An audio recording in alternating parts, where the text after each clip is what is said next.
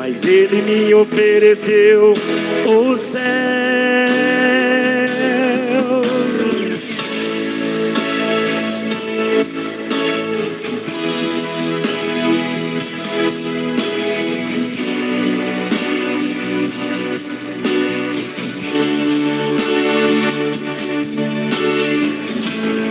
Eu jamais a terei.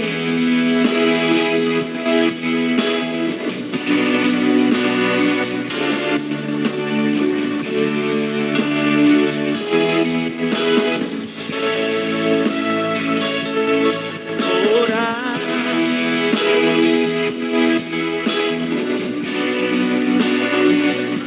adorar.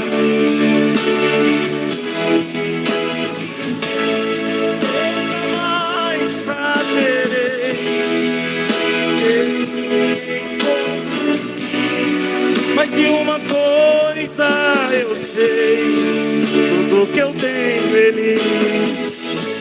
Aleluia, dê uma linda salva de palmas para Ele. Toda honra e glória para o Senhor Jesus. Amém, que bom Jesus. Glória ao Senhor Jesus, amém. Então vamos ouvir a voz dele agora.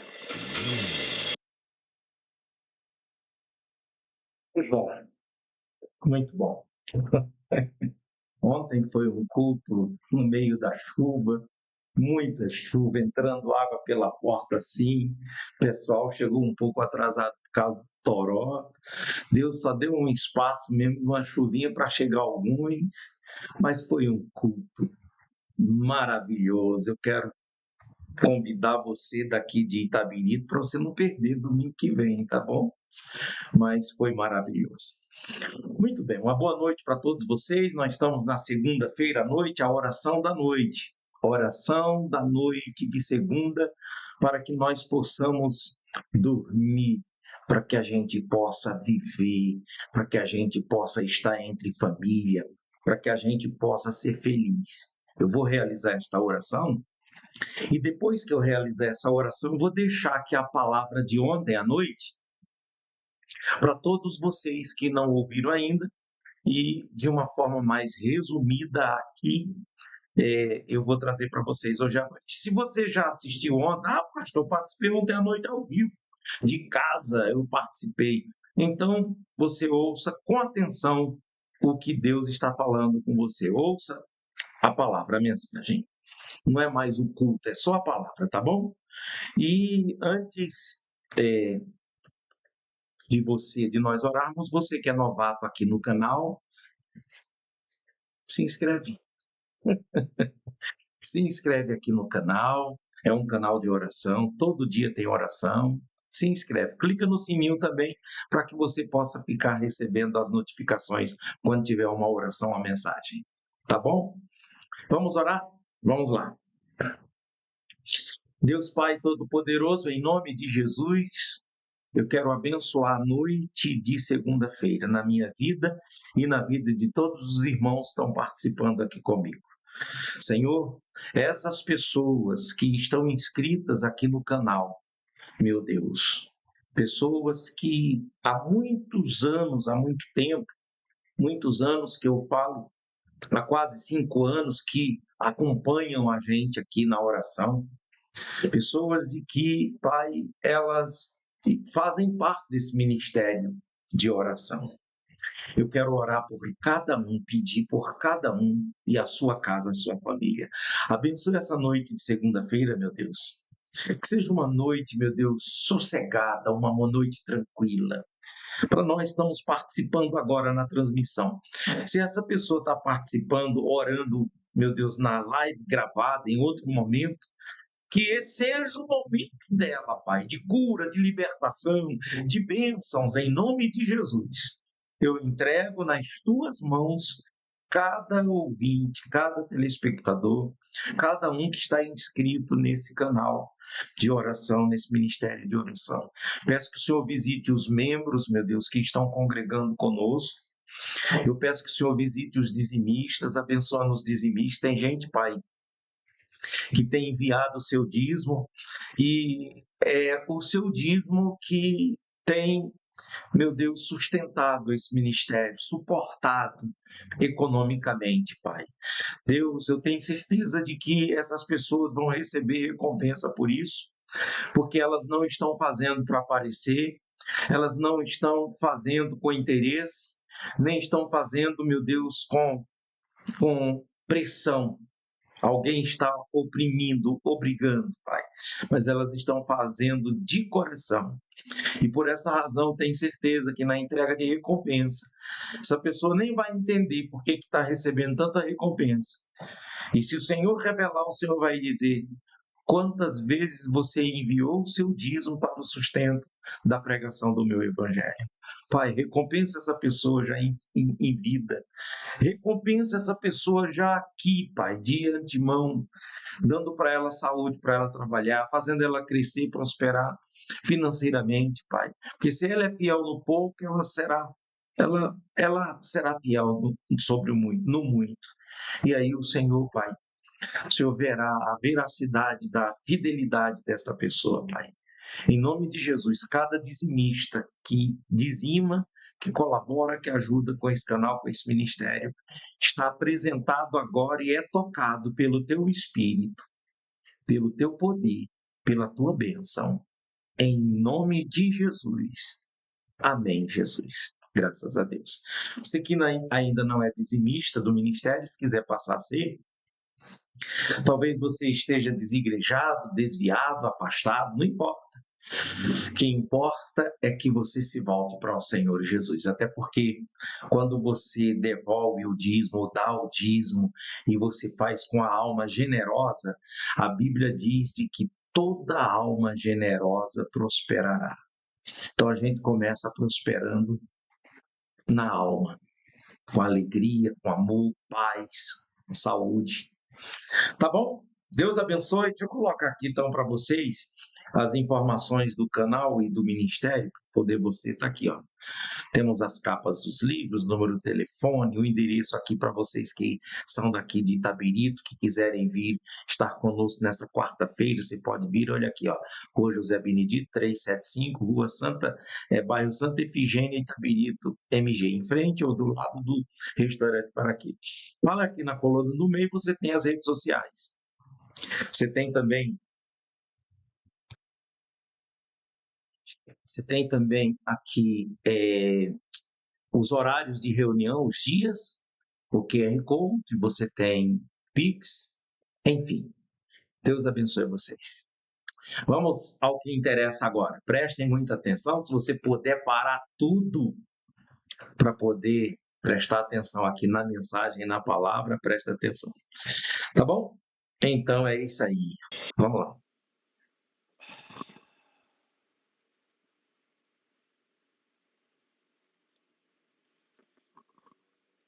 O título dessa mensagem, dessa pregação, desse ensinamento, o título para a gente explorar vai estar no 20, versículo 20. Vocês já vão entender de imediato. De imediatamente vocês já vão entender o que Deus está falando para nós. No versículo 20 está dizendo assim, ó.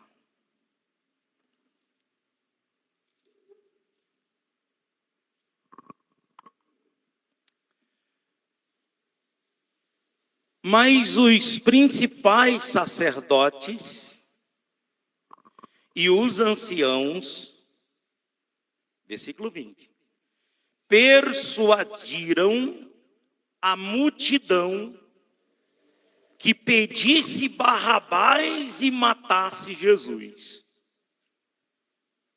Vou repetir o título, depois vou voltar aqui no 15, para a gente pegar o pretexto e o pós-texto e formar a contextualização da nossa pregação, do ensinamento e a mensagem de Deus, que Deus vai falar uma coisa para um, vai falar outra coisa para outro. Uma pregação é um conjunto de mensagens que Deus vai estar trazendo para cada um de nós. Cada um vai ver como que Deus está falando com você.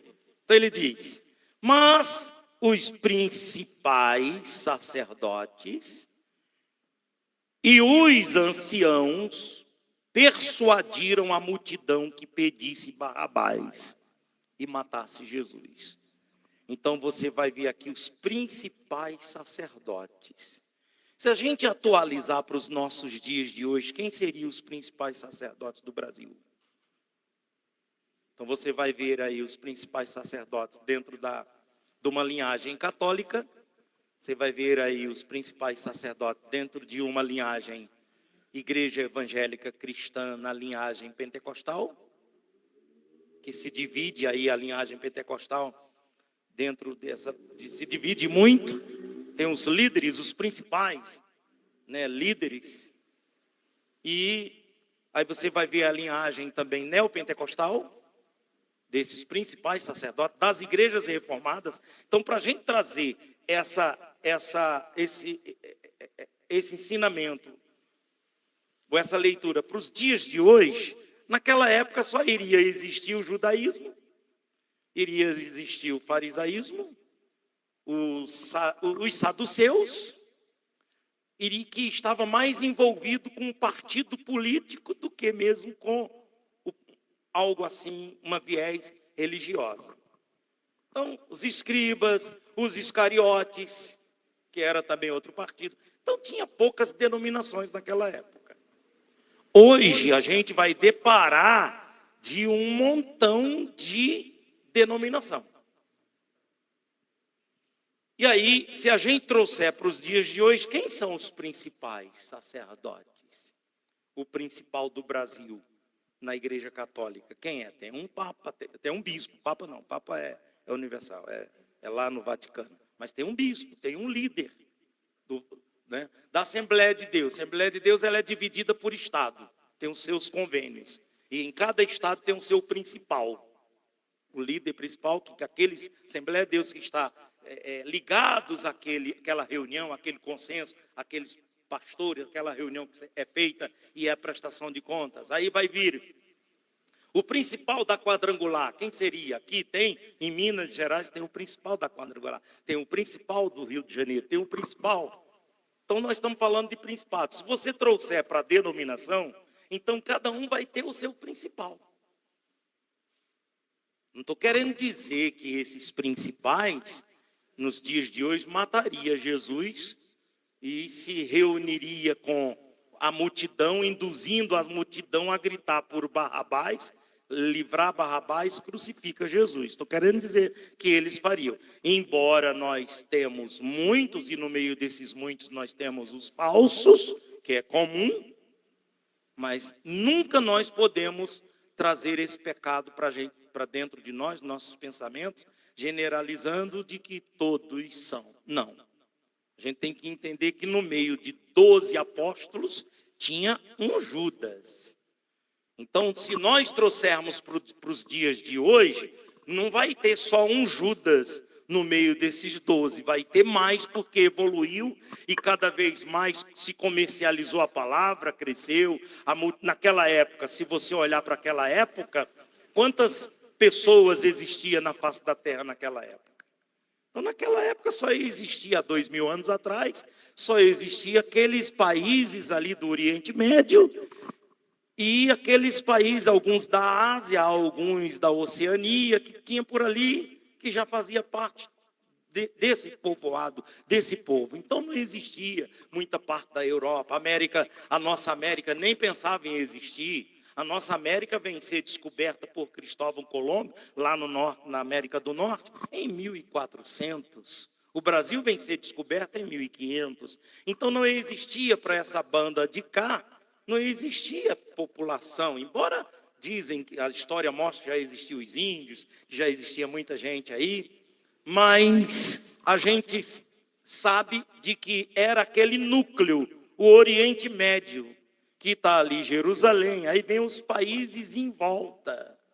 Hoje, nós temos há cerca de 8 bilhões de pessoas na face da Terra. Naquela época, imagina, o Brasil, quando ele foi descoberto, ele tinha 5 milhões de habitantes, há cerca de 5 milhões de habitantes. Hoje o Brasil tem 220, quase 220 mil habitantes, 20 milhões de habitantes. Quer dizer, Então, se a gente traz para os dias de hoje essa palavra, esse ensinamento que dos principais sacerdotes, a gente vai ver de que muitos principais sacerdotes dos dias de hoje continuam gritando por Barrabás, quando estão levando um evangelho com misticismo, um evangelho misturado, um evangelho mentiroso. Uns, eu posso até falar alguns, sem saber, porque estão falando por o que não sabe. Eu já falei muitas heresias aqui no altar, eu já preguei muitas heresias por não ter o conhecimento. Porque eu ouvi fulano falar e eu acreditei naquela verdade, eu fui aqui na Bíblia, eu entendi daquele jeito que ele falou e terminei repassando. E hoje Deus ele está revelando para cada um de nós a verdade ao ponto de nós jamais negarmos Jesus. É diferente dos principais sacerdotes que eles induziam o povo, induziam as multidões para gritar por Barrabás e mandar crucificar Cristo. Hoje nós já temos o conhecimento da palavra para a gente manter firme em Cristo. Então vamos à história. Do versículo 15 em diante diz assim, ó. Ora, por ocasião da festa, que festa? Que festa era essa? Essa já era a festa da Páscoa.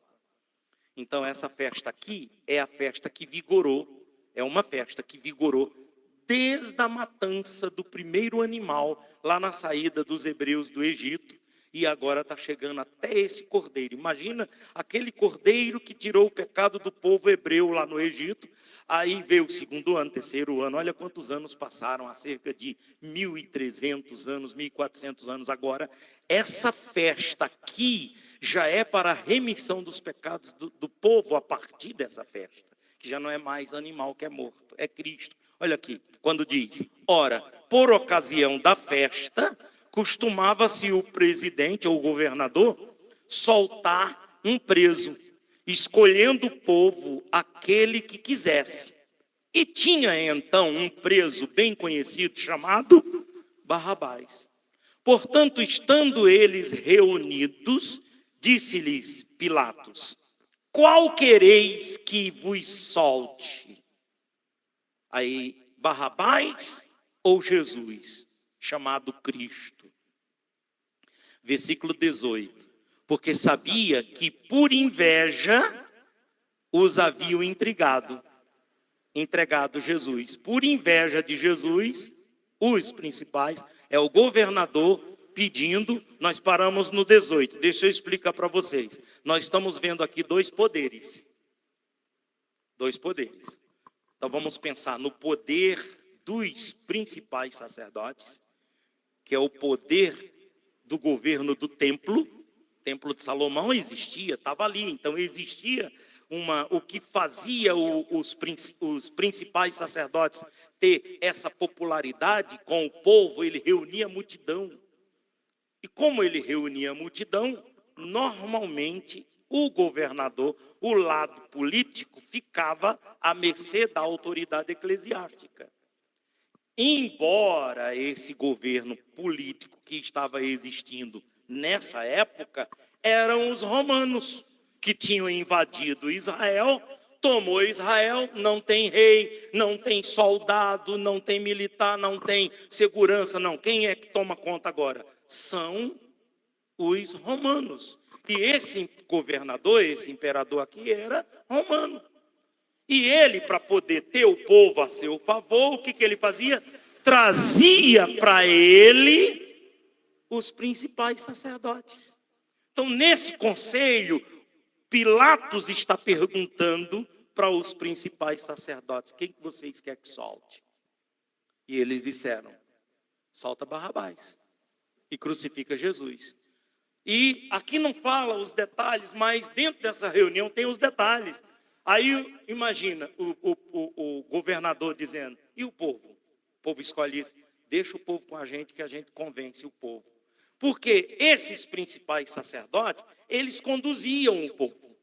Eles falavam uma coisa da lei, alguma coisa trazia lá de Moisés, dos profetas, e eles conseguiam manipular o povo. Esses principais sacerdotes. Então, quando esse conselho que teve. Vem cá, vocês vão querer que solte quem? Barrabás. E o povo? Então, já vão eles agora, por isso que no versículo 15, a gente leu de que os principais sacerdotes persuadiram, convenceram o povo a gritar por Barrabás. Solta Barrabás e crucifica Jesus. Na continuidade da leitura, no versículo 18. Porque sabia que por inveja, quem sabia? Os principais sacerdotes. Sabia que por inveja, os principais sacerdotes, inveja de Jesus, haviam entregado Jesus. E quando ele, assentando no tribunal, quer dizer, já foram lá para o tribunal. Então, quando o governador já está lá sentado para julgar, sua mulher mandou-lhe dizer: não entres nesta questão com esse justo. Não entre nessa questão, porque num sonho muito sofri por causa dele. Pronto, não entrou muito em detalhe. Aí já muda a história, isso mostra, imagina, o governador está aqui sentado no seu trono. Traz lá, Barrabás, traz lá, vamos lá, reunir, traz o pessoal, cadê a multidão, tudo mais. Nisso, enquanto ele está se preparando para esse julgamento, a mulher, vê lá o que você vai fazer com esse justo. Vê lá o que você vai fazer. Eu não dormi à noite, fui perturbado. Então, chegou o momento. Enquanto isso, no versículo 20, enquanto isso, os principais sacerdotes e os anciãos, então você vê, os principais sacerdotes e os anciãos, esses anciãos, eles tinham um valor tremendo, é o patriarca da clã, por exemplo, lá em casa eu sou o patriarca da minha clã. Nós somos em 9. Eu, Marilene, meus filhos, meus netos, nós somos 9. É uma clã de 9. Agora imagine naquela época, cada ancião desse, que tinha uma renca de filhos, não tinha televisão, imagina. Então tinha muito filho, muito neto. E esses anciãos, normalmente ele tem neto, bisnetos e até tataraneto. Então era uma clã muito grande. Os anciãos que estavam reunidos, e isso, imagina vocês, esses anciãos representando comunidade. Quem é o ancião mais idoso aqui? Então é você que vai lá na reunião junto com o governador. Então não vão todos os anciãos, mas vai ter um ancião. Então, os principais sacerdotes com esses anciãos, eles aqui no versículo 20, está mostrando de que eles estão persuadindo o povo. Está conduzindo o povo, levando o povo a gritar por Barrabás. Deixa Barrabás viver, crucifica Jesus. Eu vou parar por aqui, pessoal, que vocês já começaram a entender. O Espírito Santo já está fazendo você entender. Porque nós não estamos vivendo há 2000 anos atrás. Nós não estamos vivendo a política, a antropologia, a sociedade, o tempo de 2000 anos atrás. Nós estamos vivendo agora, em 2025. O que Deus está mostrando para nós? Para que nós não venhamos ser persuadidos pelos principais sacerdotes. Para que nós não venhamos ser persuadidos pelos anciãos que existem em volta de nós. Porque são esses anciãos e são esses principais sacerdotes, seja ele líder de uma denominação, ou seja ele líder de um grupo, ou seja ele líder de um grupo de fariseus, seja lá quem for, são esses que vão estar no nosso meio, querendo nos persuadir, nos conduzir, nos levar a crer no evangelho fraco, no evangelho misturado, no evangelho que não tem poder, num evangelho que não tem transformação, num evangelho que não tem conversão, num evangelho fácil de viver, num evangelho misturado com a religião, misturado com a política. Até mesmo misturado com a política. Mas, pastor, o senhor tem que ter cuidado em falar isso. Tenho sim. Porque quando chega o tempo da política, nós vamos ter que votar. Eu vou ter que votar, nós temos que votar. Só que nós não podemos vender nossa alma. Nós não podemos fazer troca, desmoralizar o nome de Jesus ou escandalizar o nome de Jesus por causa de um cargo, por causa de um dinheiro, por causa de uma coisa e alguma coisa envolvida com a política. Desde o momento em que você não vem escandalizar o Senhor, Eu posso falar isso aí porque eu, como cientista político, a minha formação é cientista político. Então imagina, e eu louvo a Deus por Ele ter me conduzido e ter me levado a estudar e ter essa formação da ciência política, porque eu sei muito bem dividir. Eu sei muito bem separar. Deus, Ele faz de José um governador para poder dar livramento ao povo. Deus, Ele faz de Daniel um político, um governador para poder dar livramento ao povo. Nos dias de hoje nós precisamos também, eu preciso de pessoas no nosso meio, como aqui nós temos o doutor Edson. Imagina, com o doutor Edson, o vereador, nosso vereador, nós conseguimos fazer a nossa inscrição, já passou por votação, duas vezes teve votação e foi aprovado pelas duas vezes, o nosso CNPJ do trabalho social que nós vamos fazer. Quer dizer, já foi aprovado. Falta agora passar pela prefeitura, vai passar em nome de Jesus, ser aprovado. E o ano que vem eu vou receber verbas do município para poder ajudar pessoas. Comprar remédio, comprar comida, ajudar. Quer dizer, se eu não tivesse o doutor Edson, de que em 2015, 2014, 2016, a gente trabalhou para poder eleger ele. Se a gente não tivesse, como que eu iria conseguir? Só por ser o pastor Lira, não ia conseguir. Como que eu ia conseguir? Através do seu Lorival, através do Alex, da Adriana, como que eu ia conseguir? Ah, Deus! Aí entra o crente, o fanático, Deus. Tem coisa que não é com Deus, não. Tem coisa que é com a gente. Tem coisa que a gente tem que se preparar. Por exemplo, eu costumo muito ensinar vocês, dizer assim, procura ver os seus anos perdidos que você perdeu, estuda. E começa a buscar para poder você buscar esses anos perdidos para o teu futuro. Eu sempre costumo falar isso. Por exemplo, eu tenho 30 anos para poder resgatar.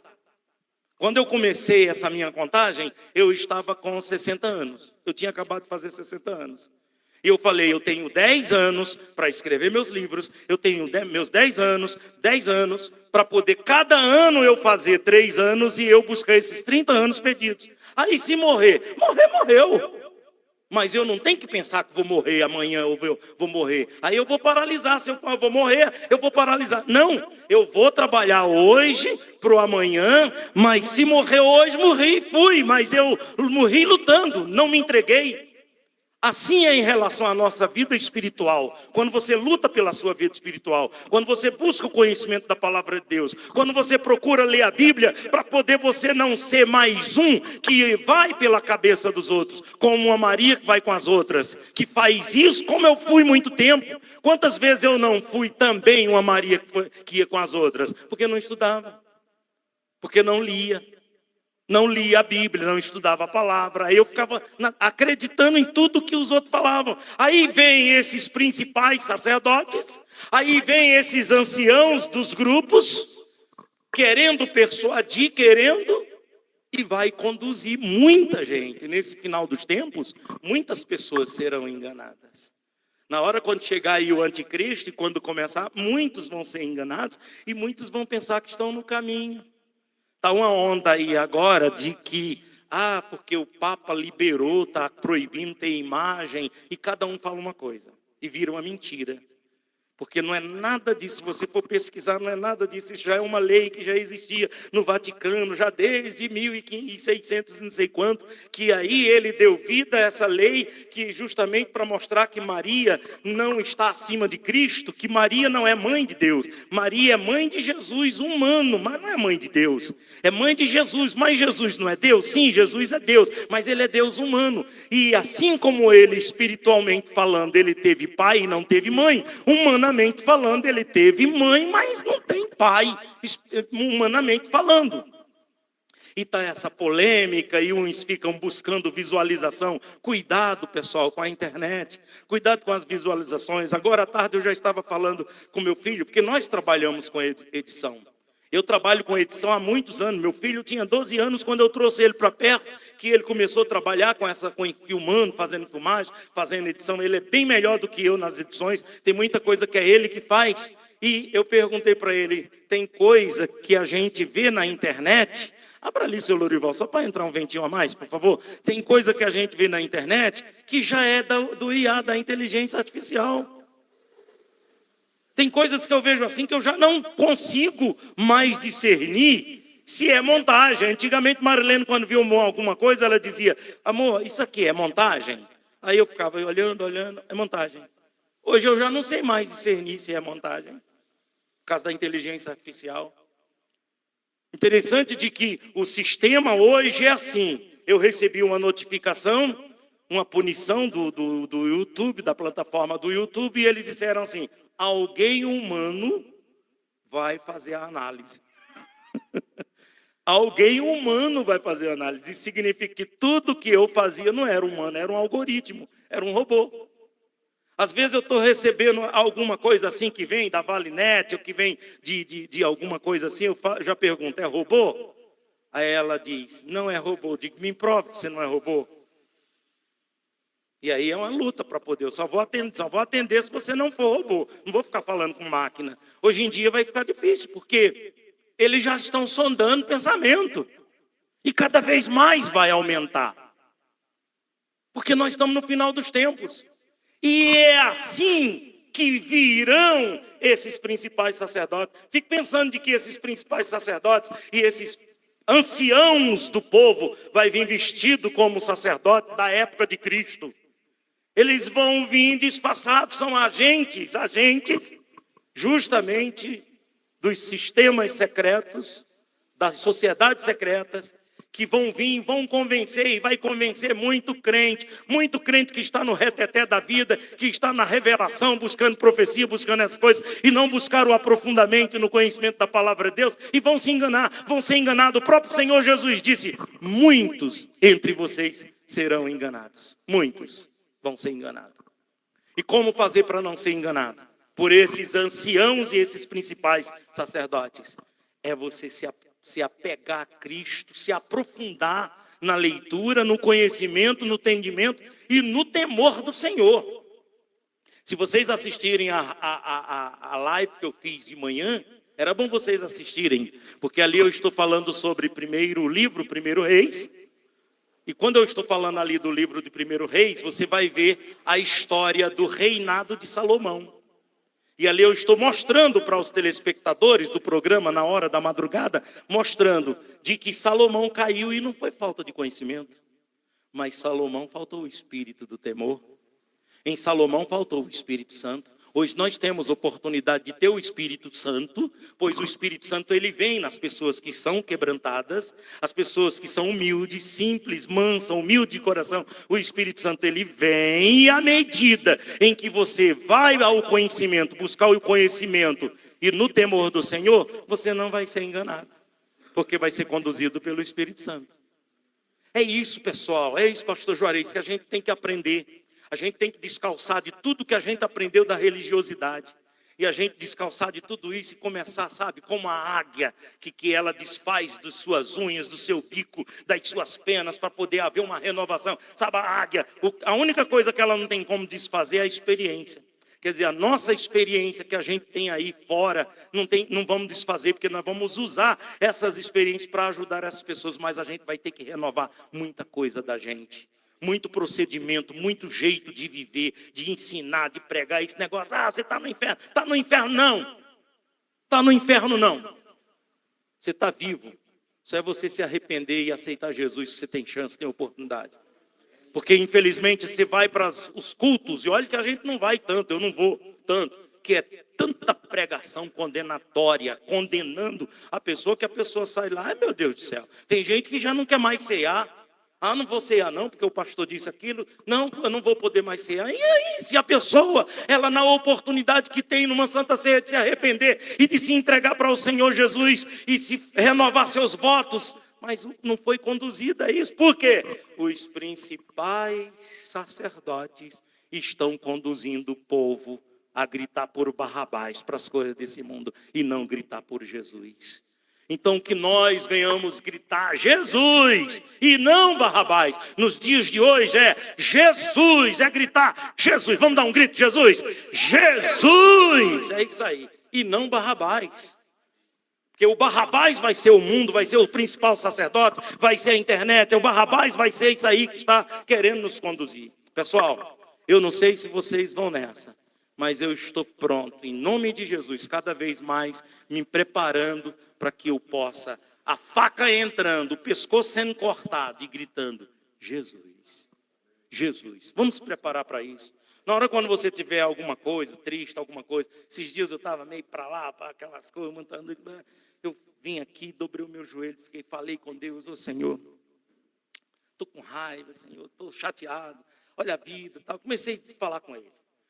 E aí Ele começou, a gente percebe que quando a gente abre a alma, Ele começa a se aproximar através, Ele começa a nos encher. Eu já comecei falando assim, alegra meu coração, Senhor. Tira essa tristeza do meu coração. Eu sei que terminei ali, daqui a pouco eu vim para o teclado e fiquei louvando, adorando. Aí pronto, já era. Eu estou sozinho, não tenho compromisso com ninguém, aí aproveito mesmo, me encho. E a gente tem que estar assim, você também, na sua casa, no seu trabalho, onde você estiver, de repente você não pode, porque você tem que trabalhar. Pastor, eu não sou igual ao senhor que vive assim e tal, mas você pode na hora do almoço, no momento, sabe? E você não ficar preocupado com o picuinho do que fulano falou de você, falou pelas costas. Olha que ela está falando pelas costas, não é pela frente, deixa falar. Pessoas ficam falando dos outros com fofoca, coisinha, porque é pequeno demais. Então você vai ficar com picuinhas, preocupando com pessoas pequenas que estão fazendo das suas picuinhas os seus gigantes e você ainda... Não, vamos cuidar de nós. Cada um, alguém chegou para mim e disse, pastor, não vou mais aí não, porque tal, não sei o quê. Amém. Fazer o quê? Foi falar com a outra, fulana, a fulana que vinha disse que não vem mais, você também. Porque se for, nem vou mais ligar. Porque eu não gosto de incomodar ninguém. Porque vocês vieram debaixo de um toró. Eu sei que tem pessoas daqui que gostaria de ter vindo, mas não dá para vir. A dona Ana Lúcia chegou debaixo do toró. Quer dizer... Mas vocês vieram, é assim que Deus quer. Não é ser empurrado por um pastor. Vamos, eu faço a minha parte. 1, 2, 3, mas não passa disso não. A não ser a Adriana Serra, que é diferente. Quando ela deu um grito assim, pastor, não me abandona não.